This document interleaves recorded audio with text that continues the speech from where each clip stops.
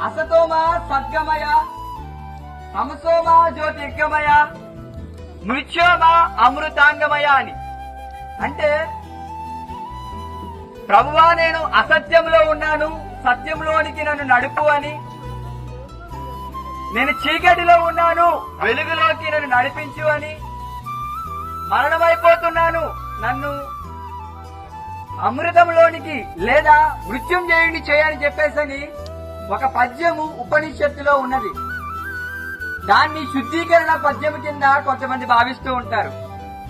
కానీ దేవుని వాక్యము యేసుక్రీస్తు ప్రభువారు చెప్పినటువంటి మాట ఏమిటంటే, నేనే మార్గము, నేనే సత్యము, నేనే జీవము, I am the way, the truth and the life. యేసుక్రీస్తు ప్రభువారి ద్వారా మాత్రమే నీవు సత్యంలోనికి నడిపించగలవు. యేసుక్రీస్తు ప్రభువారి ద్వారా మాత్రమే నీవు చీకటిలో నుండి వెలుగులోనికి నడిపింపగలవు. మరణమైనటువంటి నిన్ను తిరిగి లేపి పరలోకము అనగా పరము పురము అనబడినటువంటి ఆ స్వర్గంలోనికి నిన్ను తీసుకొని వెళ్ళగలరు.